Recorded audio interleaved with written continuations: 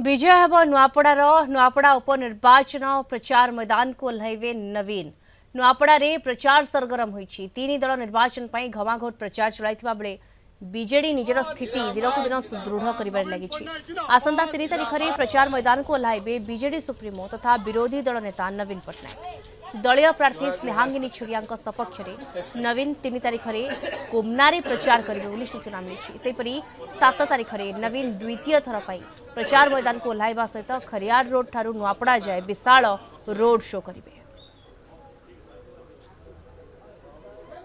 आसिक प्रचार करने समय हजार हजार महिला आसुंच एठिकार समस्या अच्छी समस्या टावर नहीं अन्य समस्या रही से समस्या माने से माने उपस्थापन कर विश्वास रही जे नवीन पट्टनायक जमती हमको विकास करते अंचल राजू भाई ढोलकिया जमती विकास करते पुणी शंख चिन्ह आसिले से विकास जारी रह संख्यार आम कार्यक्रम में योगदान कर आमको उत्साहित कर आशीर्वाद देवार प्रतिश्रुति दौरान।